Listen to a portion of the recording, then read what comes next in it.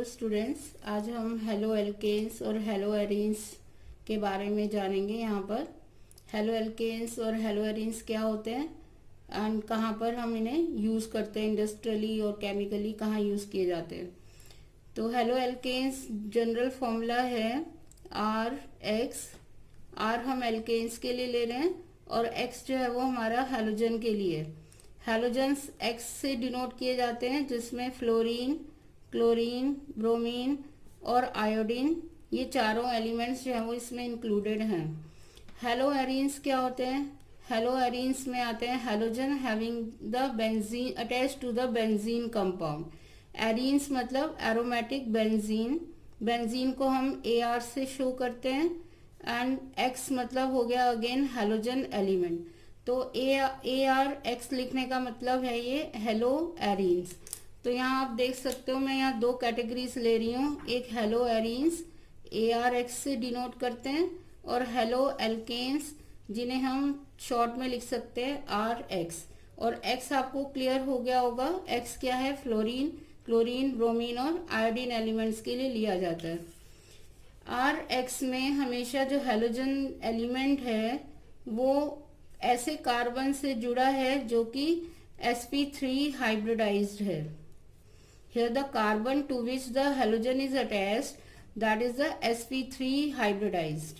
इन aryl difference बता रही हूँ दोनों का, जिसमें हेलोजन जो है एरीन्स में वो ऐसे कार्बन से जुड़ा होगा जो कार्बन sp2 हाइब्रिडाइज्ड होता है। तो major difference between this two is the carbon to which the X is attach, that is sp3, और हेयर एराइल्स में हमेशा ये sp2 हाइब्रिडाइज्ड कार्बन से अटैच्ड होगा। हेलो एल्केन्स जो हैं वो फर्दर फिर कई कैटेगरीज में डिवाइडेड हैं, primary, secondary and tertiary type में, और क्लासिफिकेशन है इनका मेजर अलग टाइप से। एंड एराइल्स जो है, एराइल का मेन मतलब ही क्या है? एराइल में मेजर पार्ट जो है वो हेलोजन जो है वो न्यूक्लियस ऑफ द बेंजीन से डायरेक्टली अटैच्ड होगा। यदि वो न्यूक्लियस से सीधा अटैच नहीं है, like this, if the nucleus of the benzene is attach to carbon and then carbon is attach to halogen, तो यहाँ पर आप देख सकते हो हेलोजन सीधा न्यूक्लियस से नहीं जुड़ा। हेलोजन किससे जुड़ा है? उस कार्बन से जुड़ा है जो इनडायरेक्टली बेंजीन से अटैच्ड है। तो इन्हें हम एराइल हेलाइड्स या हेलो एरीन्स में कंसीडर नहीं करेंगे। They are placed in the separate category which are called the benzyl halides. ये एक अलग कैटेगरी है जिन्हें हम बेंजाइल हेलाइड्स कहते हैं। तो हम यहाँ पर मेन दो तरह के कंपाउंड्स अभी हम पढ़ेंगे इस कैटेगरी में। एक हेलो एल्केन्स एल्काइल ग्रुप से जुड़ा हुआ हेलोजन और एक बेंजीन से जुड़ा हुआ हेलोजन जिन्हें एराइल हेलाइड्स कहते हैं। तो बिफोर स्टार्टिंग द चैप्टर कि हेलो एल्केन्स या हेलो एरीन्स कैसे बनाए जाते हैं, पहले हमें ये जानना जरूरी है कि हेलो एल्केन्स या हेलो एरीन्स का यूज क्या है इंडस्ट्रीज में, या हम इन्हें क्यों पढ़ रहे हैं। इस चैप्टर में हम हेलोजन कंपाउंड्स को स्टडी ही क्यों कर रहे हैं। तो लर्निंग ऑब्जेक्टिव समझ लीजिए कि हमें यूजेस पता होंगे तो हमें इंटरेस्ट भी ज़्यादा आएगा कि हाँ हमें ये चीज़ अच्छे से समझनी है, क्योंकि ये हमारे बहुत काम की चीज़ें आ गई। तो व्हाट आर द एप्लीकेशंस या uses of halo arenes and halo alkanes, why we are studying this branch separately in the 12th class. तो पहला इम्पॉर्टेंट जैसे फैक्टर है, इम्पॉर्टेंट यूज है कि इन्हें हम सॉल्वेंट्स की तरह नॉन पोलर कंपाउंड्स में मेजरली यूज करते हैं। जहाँ भी हमें पोलर एंड नॉन पोलर दो तरह के कंपाउंड्स होते हैं, पोलर में पार्शियल चार्ज एलिमेंट्स होते हैं और नॉन पोलर में कंपाउंड जो है वो पार्शियली चार्ज नहीं होता, वो कोवेलेंट कंपाउंड होता है एंड होमोजीनस टाइप का होगा, होमो टाइप का होगा, यूनिफॉर्मिटी रहेगी, चार्ज उसके ऊपर कभी डेवलप नहीं होता। तो यहाँ पर हेलोजन जो कंपाउंड्स हैं they are somewhat partially charge but they are immiscible in water.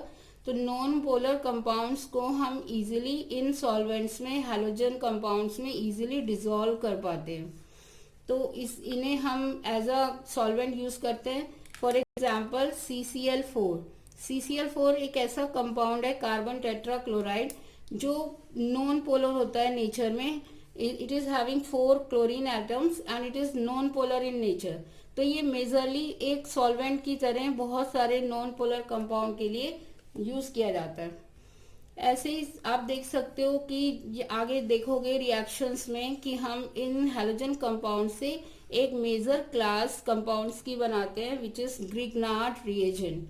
What are Grignard reagent? जब ग्रिग्नार्ड रिएजेंट, एक ग्रिग्नार्ड साइंटिस्ट हुए हैं जिन्होंने एक क्लास ये डिस्कवर की थी, जिसमें कि एल्काइल हैलाइड्स जो हैं, जब मेटल के साथ, मैग्नीशियम के साथ रिएक्ट किए करते हैं, then they form RMgX type compound. यहाँ पर जो RMgX मेटल मैग्नीशियम के साथ जो कंपाउंड बना है इनका, उन्हें ग्रिग्नार्ड रिएजेंट कहते हैं।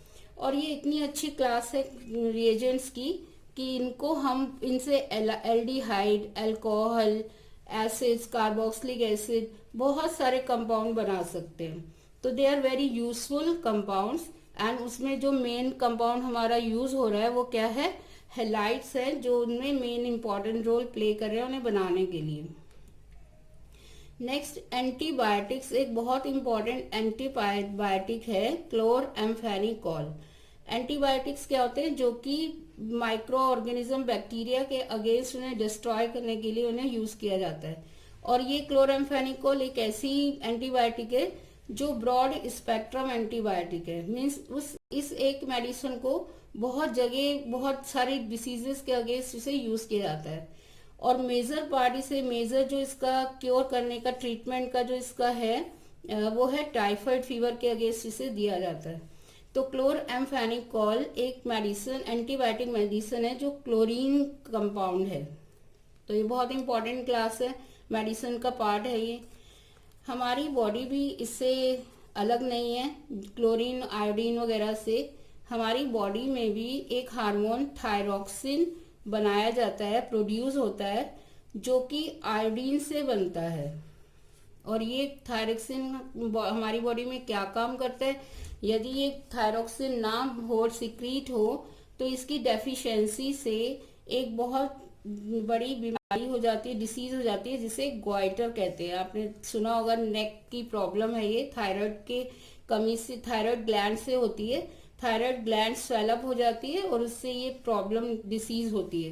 थायराइड ग्लैंड को जो एक्टिवेट रखता है वो कौन रखता है? थायरॉक्सिन हार्मोन उसे एक्टिवेट रखता है। और ये थायरॉक्सिन हार्मोन में आयोडीन का बहुत इंपॉर्टेंट रोल है, वो उसका कंस्टिट्यूएंट पार्टिकल है।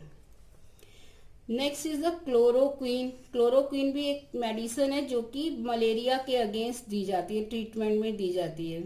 तो बहुत केमिकल इंडस्ट्री, हमारी मेडिसिन इंडस्ट्री ऐसी है जो हैलोजन कंपाउंड्स को अपना इम्पोर्टेंट, उनसे ही बनी हुई है। ये हैलोथेन एक ऐसा कंपाउंड था जो एनेस्थीसिया की तरह सर्जरी से पहले दिया जाता था। हैलोथेन पहले यूज करते थे, अब जो रिप्लेस हो गया ये, लेकिन इसका बहुत टाइम तक एक मेजर रोल रहा है एनेस्थीसिया के लिए।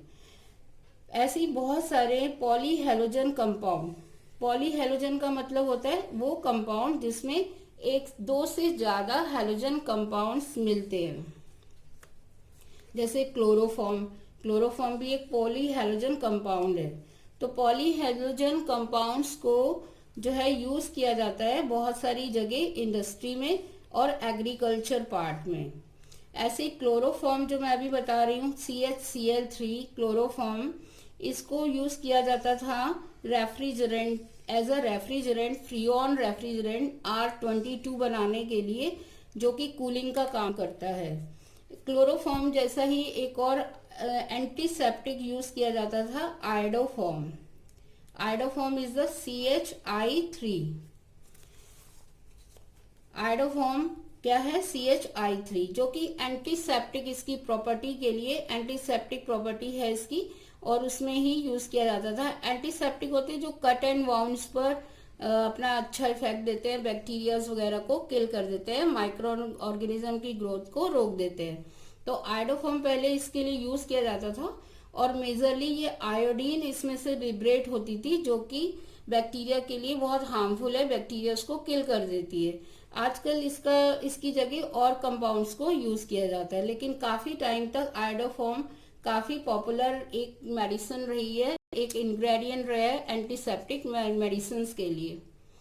तो हमने देखा कि यहाँ पर कि इन सारे कंपाउंड्स का, हेलोजन कंपाउंड्स का बहुत इंडस्ट्री में बहुत इम्पोर्टेंट रोल है और इन्हें पढ़ना बहुत ज़रूरी है।